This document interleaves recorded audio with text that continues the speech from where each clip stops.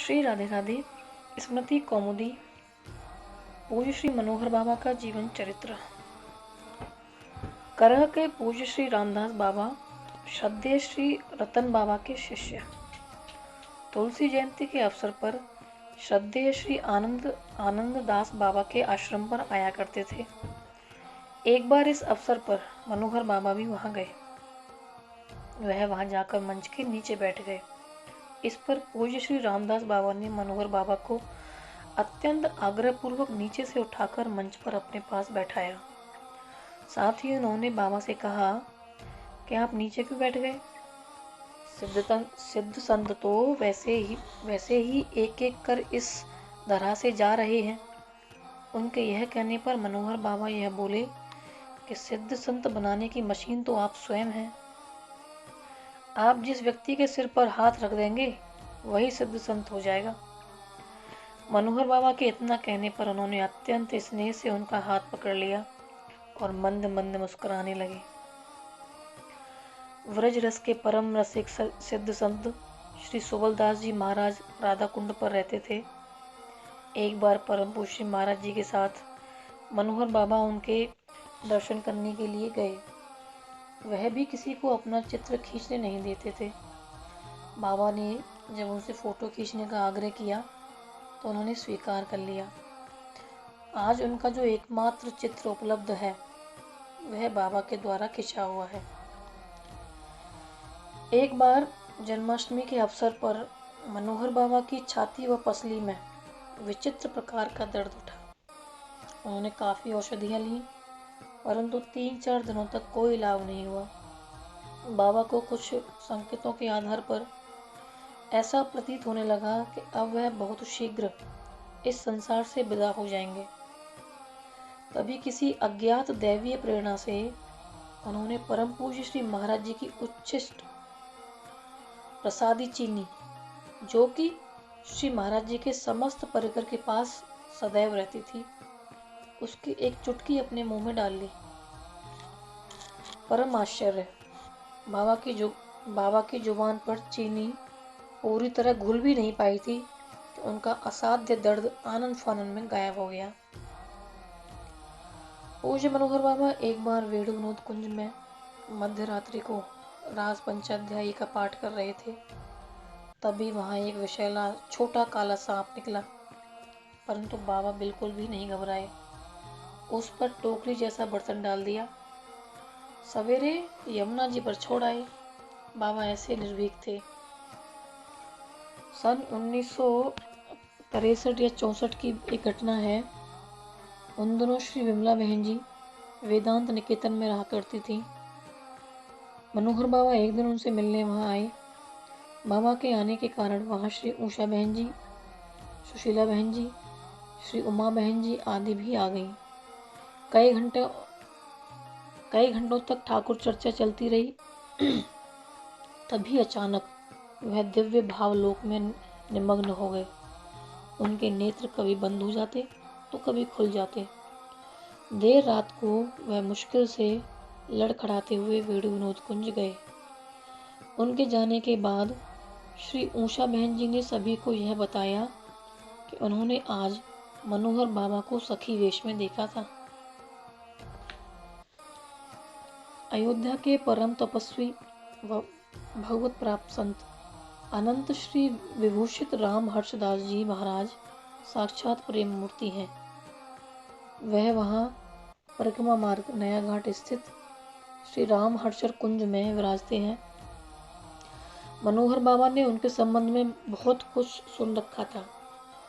एक बार गोरखपुर के श्री मनमोहन जाजोदिया वेणु विनोद कुंज आए तो बाबा ने उनसे संत प्रवर श्री राम हर्षदास जी की महाराज के दर्शन करने की इच्छा व्यक्त की। जाजोदिया जी ने बाबा को महाराज श्री के दर्शन कराने का आश्वासन दिया। अतः बाबा वृंदावन से अपनी भ्रातृजा सुश्री शशिकला मुले एवं सुश्री विजया मुले एवं श्री राधा रमण जी आदि के साथ सन 2004 में उनके दर्शन करने के लिए गए। बाबा पहले लखनऊ में श्री प्रेम बिहारी खरे के निवास पर पहुंचे। गोरखपुर से मनमोहन जाजोदिया अयोध्या पहुंच गए थे। उनसे फ़ोन से संपर्क बना रहा। बाबा लगभग 15 व्यक्तियों के साथ अयोध्या गए। मनमोहन जाजोदिया जी ने उन्हें वहां संत प्रवर श्री रामहर्ष दास जी महाराज से मिलाया। श्री रामहर्ष दास जी महाराज को मनोहर बाबा के आने की पूर्व सूचना थी और उन्होंने अपनी अस्वस्थता के बावजूद बाबा का भावभीना स्वागत किया। उन्होंने बाबा को अपने गले से लगा लिया। इन दोनों संतों ने परस्पर मिलकर इतनी अधिक सुख की अनुभूति की कि दोनों के ही नेत्रों से अविरल अश्रुधारा बह निकली, जिससे वहां उपस्थित व्यक्तियों के भी आंखों में आंसू आ गए। संत प्रवर श्री रामहर्ष दास जी महाराज ने मनोहर बाबा के स्वागत में इत्र की एक पूरी शीशी उनके बालों में उड़ेल दी। साथ ही उन्होंने उड़ेला हुआ इत्र बाबा के केशों व दाढ़ी में अच्छी तरह मल लिया। इससे महाराज जी का कक्ष इत्र की सुगंध एवं दो भगवत प्राप्त संतों के अपूर्व प्रेम मिलन की गमक से महक उठा। श्री रामहर्ष दास जी महाराज निरंतर कई घंटों तक बाबा से वार्ता करते रहे। उनके परिजनों ने जब उनसे यह कहा कि इस तरह आप बहुत थक जाएंगे, तो वह बोले, बड़े भाग्य से संतों के दर्शन मिलते हैं। संत भगवान स्वयं वृंदावन से पधार कर हमें दर्शन दे रहे हैं। मनोहर बाबा महाराज श्री के मुख से यह सब सुनकर संकोच में गड़ गए। साथ ही वह अपने प्रति उनके अपरिमित प्रेम को देखकर गदगद हो गए। महाराज श्री के आग्रह पर बाबा ने अपने साथ आए सभी व्यक्तियों के साथ वहीं पर भोजन प्रसाद पाया। इसके बाद मनोहर बाबा ने महाराज जी से विदा लेकर कनक भवन, सरजू मैया, राम जन्मभूमि आदि स्थलों के दर्शन किए। तत्पश्चात वह लखनऊ होते हुए वृंदावन वापस लौट आए। बाबा महाराज श्री के दर्शन कर इतना अधिक प्रभावित हुए कि जब भी कोई व्यक्ति उनके दर्शन करने वृंदावन से अयोध्या जाता था, तो वह उसके द्वारा उनके श्री चरणों में अपना प्रणाम भेजते थे। महाराज श्री भी वृंदावन से अपने पास आने वाले व्यक्तियों से मनोहर बाबा की कुशल क्षेम पूछते। महाराष्ट्र के प्रख्यात संत श्री नारायण स्वामी महाराज दत्तात्रेय के उपासक हैं। वह जगो जगाओ और परोपकार करो का संदेश सारे विश्व को दे रहे हैं। वे मानव में मानवता का जागरण करना चाहते हैं। उनका प्रमुख कार्य क्षेत्र नारायणपुर, पुणे है। उन्होंने महेश्वर के जलकोटी नामक स्थान पर नर्मदा के सहस्त्र धारा जलप्रपात के निकट श्री दत्तात्रेय भगवान की विशाल मंदिर का निर्माण कराया है। मनोहर बाबा जब जुलाई 2008 में संकीर्तन के निमित्त बड़वानी गए, तो वह 2 दिनों के लिए अपने कुल देवता श्री नरसिंह भगवान के दर्शन हेतु अपने नगर महेश्वर भी गए। वहां उन्होंने संत प्रवर श्री नारायण स्वामी महाराज के दर्शन करने की इच्छा महेश्वर के गोविंद तिवारी एडवोकेट से व्यक्त की। वे बाबा को उनके परखट सहित जलकोटी ले गए। वहां श्री नारायण स्वामी महाराज एवं उनके अनुयायियों ने बाबा की भलीभांति अगवानी कर उनका अत्यधिक स्वागत सत्कार किया। बाबा मध्यम कद के पजामा, शर्ट और कंटोपा पहने श्री नारायण स्वामी महाराज के अत्यंत सहज व सरल व्यक्तित्व से अत्यधिक प्रभावित हुए। श्री नारायण स्वामी महाराज ने बाबा से कहा कि महेश्वर तो आपका है, हम तो दत्तात्रेय प्रभु की प्रेरणा से उनका मंदिर आपके नगर में बनाने हेतु आपके पास आए हैं। बाबा ने उनके साथ एकांत में लगभग 2 घंटे तक वार्ता की। मनोहर बाबा जब उनके पास से विदा हुए, तो उन्होंने अपने एक शिष्य से एक थाल में श्रीफल, कुमकुम एवं केसरी रंग का साफा मंगवाया। बाबा ने उनसे जब इस सब के मंगाने का प्रयोजन पूछा, तो वह अत्यंत विनम्रता से यह बोले कि यहाँ आने वाले श्रद्धेय जनों का सम्मान करना उनके मंदिर की परंपरा है। इसके बाद श्री नारायण स्वामी महाराज ने स्वयं अपने हाथों से बाबा के सिर पर साफा बांधा और उनके माथे पर रोली लगाकर उन्हें श्रीफल भेंट किया। बाबा उनसे मिलकर अत्यंत प्रसन्न हुए। साथ ही उन्होंने यह कहा कि एक साथ इतनी अधिक महानता एवं इतनी अधिक सरलता किसी सच्चे संत में ही हो सकती है। पूज्य मनोहर बाबा परम पूज्य श्री महाराज जी के द्वारा प्रज्वलित हरिनाम संकीर्तन की ज्योति को प्रज्वलित बनाए रखने के लिए आजीवन प्रयत्नशील रहे। साथ ही उन्होंने महाराज जी के वृहद परिकर को एक सूत्र में बांधे रखने के उद्देश्य से बड़वानी के अलावा लखनऊ, भोपाल, गुड़गांव एवं दिल्ली आदि स्थानों पर भी संकीर्तन की परिपाटी का शुभारंभ किया। उनकी यह हार्दिक इच्छा थी कि समूचे देश में जगह जगह ऐसे संकीर्तन मंडल कायम किए जाएं जो कि प्रत्येक माह किसी एक दिन किसी निश्चित स्थान पर संकीर्तन करें। वह संकीर्तन के छोटे से छोटे आयोजनों में भी स्वयं जाकर संकीर्तन करने वालों का उत्साहवर्धन करते थे। इस निमित्त की अंतिम यात्रा गुड़गांव व दिल्ली की हुई। वह मई 2009 के अंतिम सप्ताह में इन दोनों ही स्थानों पर 8 दिनों तक संकीर्तन कराकर जब श्रीधाम वृंदावन वापस लौटे तो उन्हें ज्वर आने लगा। उन्हें स्वयं आयुर्वेद व होम्योपैथ का पर्याप्त ज्ञान था, इसलिए उन्होंने अपनी ही औषधियों का सेवन किया, परंतु उनसे लाभ न मिलने पर उनके परकर के डॉक्टर चंद्रेश गुप्ता ने वृंदावन के Vraj health care and research centre में बाबा के रक्त आदि की जांच कराई, जिसमें के टाइफाइड बुखार निकला। उसके बाद एक नई बीमारियों से उनका शरीर शिथिल होता गया। उन्हें खाने पीने में भी रुचि हो गई थी। आगरा के प्रख्यात होम्योपैथिक चिकित्सक डॉक्टर R.S. पारेख ने स्वयं आगरा से वृंदावन आकर बाबा की चिकित्सा की, परंतु विशेष कोई लाभ नहीं हुआ। तत्पश्चात गुड़गांव व आगरा के एलोपैथ चिकित्सकों ने भी बाबा का अच्छे से अच्छा इलाज किया, लेकिन कोई विशेष फायदा नहीं हुआ। बाबा के विशेष इलाज हेतु उनके भक्त श्रद्धालुओं ने उन्हें कुछ दिनों के लिए वृंदावन से बाहर चलने की प्रार्थना की, परंतु उन्होंने स्पष्ट इनकार कर दिया। वह बोले, अब शरीर नहीं रहेगा, इसका प्रारब्ध समाप्त सा है। अब श्रीधाम वृंदावन से बाहर कहीं नहीं जाना है। जो उपचार यहाँ संभव हो वह करो। बाबा की जिद पर अनेक चिकित्सकों से सलाह मशवरा लेकर चंद्रेश गुप्ता जी ने स्वयं उनका इलाज किया। ऐसी विषम स्थिति में बाबा से जुड़े सभी व्यक्ति अत्यधिक चिंतित हो गए। सुश्री मंजू तिवारी महेश्वर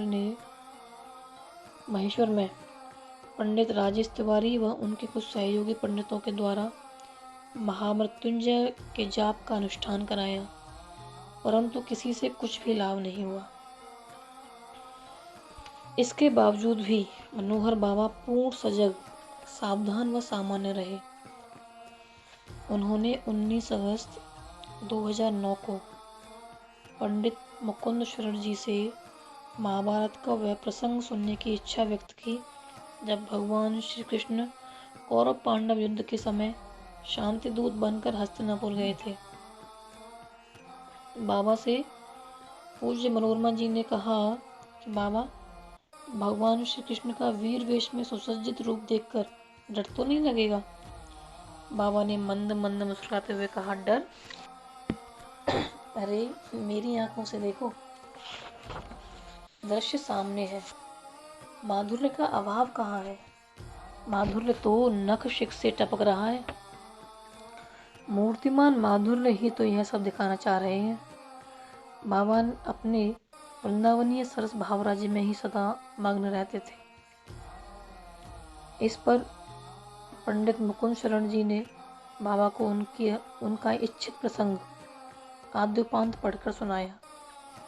महाभारत का यह प्रसंग सुनने के बाद बाबा पूरे दिन अपने वृंदावनीय रस की भावावस्था में मग्न रहे। उन्होंने अपनी सेवा कर रहे व्यक्तियों से कहा कि मुझे ऐसा लगता है कि आज मेरा सिर फट जाएगा। उनके भक्तों ने जब उनका सिर दबाने की आज्ञा मांगी तो उन्हें शहर से स्वीकृति दे दी, जबकि प्रायः वह किसी भी व्यक्ति की सेवा स्वीकार नहीं करते थे। बाबा से जब यह कहा गया कि आप क्यों इतना अधिक विचार करते हो, तो उन्होंने कहा, क्या करें, हमें हर जगह श्री कृष्ण ही दिखते हैं। इन सभी परिस्थितियों के कारण मनोहर बाबा सभी से यह कहने लगे कि उन्हें यह नहीं लगता है कि वे आगामी राधाष्टमी तक इस संसार में रह पाएंगे। इसके बाद उनके परिकर के सभी व्यक्ति अत्यधिक चिंतित हो गए। उन्हें अत्यधिक घबराहट होने लगी। उनके कहने पर कभी उन्हें दीवार के सहारे बैठा दिया जाता था। वे खोए खोए से रहने लगे। राधाष्टमी 28 अगस्त 2009 को बाबा अत्यधिक भावावेश में रहे। वह कभी अपनी आंखें खोल लेते थे और कभी बंद कर लेते थे। पूरे दिन उनकी यही स्थिति रही। रात्रि के 12:35 पर बाबा ने अपने नेत्र खोले और अपने सामने के व्यक्तियों से यह संकेत किया कि वे उन्हें बैठा दें। उन्होंने बैठने के बाद थोड़ा सा जल पिया। इसके बाद वह धीरे से मुस्कुराए। उनकी मुखाकृति को देखकर ऐसा लग रहा था कि मानो सूर्यदेव अभी अभी उदित हुए हैं। वह अत्यंत आनंद से लग रहे थे। उन्होंने अपने सामने उपस्थित लोगों से कहा, अद्भुत आनंद, दिव्य आनंद। हम उस आनंद सिंधु की तरंग में तरंगित ही रहना चाहते हैं। कष्ट शरीर का है, उस आनंद में शरीर के कष्ट का भी कुछ पता नहीं चलता। अद्भुत आनंद। बाबा यह कहते कहते चुप हो गए और लगभग 40 मिनट तक भावावेश में बैठे दिव्य भगवत लीला का आनंद लेते रहे। इस दौरान उनके कक्ष में इतनी अद्भुत व दिव्य सुगंध का संचार हुआ कि उसका वर्णन भी नहीं किया जा सकता है। उनकी भावावेश अवस्था जैसे ही समाप्त हुई, वैसे ही उनके नेत्र स्वतः खुल गए। इसके बाद वह सो गए और प्रातः 5:15 पर जागे। अब मनोहर बाबा के लिए दिन और रात बराबर से थे। कभी सो जाते थे तो कभी जाग जाते थे। 2-2 मिनट बाद उनकी मनस्थिति बदल जाती थी। वह जिस वस्तु को खाने की इच्छा व्यक्त करते, उसे कुछ ही मिनट बाद खाने से मना कर देते। ऐसी हालत में उनके अनेक भक्त श्रद्धालुओं ने 24 घंटे उनकी भली भांति संभाल व सेवा की। एक दिन श्रद्धेय मनोरमा बहन जी ने तंद्रा में वेणु विनोद कुंज के आंगन में बैठे हुए यह देखा कि मनोहर बाबा अपने कक्ष में तख्त पर लेटे हुए हैं। ठाकुर श्री वेणु विनोद बिहारी जी उनके सराहने खड़े होकर एकटक निहार रहे हैं। जागने पर बाबा की यह स्थिति देखकर वे अत्यधिक घबरा गईं और तुरंत ऊपर गईं। उन्होंने जब बाबा से इस तरह ठाकुर जी के देखने का कारण पूछा तो वह मंद मंद मुस्कुराकर बोले कि बुलावा आ गया है, शरीर अपनी यात्रा के अंतिम पड़ाव पर है। श्रद्धेय मनोहर बाबा से एक दिन रासाचार्य स्वामी श्री राम जी शर्मा के ज्येष्ठ सुपुत्र रासाचार्य स्वामी श्री कुंज बिहारी शर्मा जी ने कहा कि बाबा आपको कैसा लग रहा है। बाबा अत्यंत कष्ट के साथ बोले, खाली खाली सा लग रहा है। श्री कुंज बिहारी जी ने फिर यह कहा, बाबा वो तो भरा है। उनके यह कहते ही बाबा का रुग्ण मुख अपूर्व तेज से प्रदीप्त हो उठा। वह बोले, वो तो लबालब भरा हुआ है, वो कहाँ जा सकता है। बाबा की हालत 31 अगस्त सन 2009 को अत्यधिक खराब हो गई। उनके शरीर ने ऑक्सीजन लेना भी बंद कर दिया। बाबा की ऐसी स्थिति देखकर पूज्य देवी जी अत्यंत चिंतित हो गईं। वह अपनी अस्वस्थता के कारण बार बार बाबा को देखने पहली मंजिल पर जा सकने में असमर्थ थी। अतः उनके आग्रह पर बाबा ने नीचे के कमरे में रहना स्वीकार कर लिया। तुरंत श्रद्धेय मनोरमा बहन जी के कमरे को खाली कर उसमें बाबा के रहने की व्यवस्था की गई।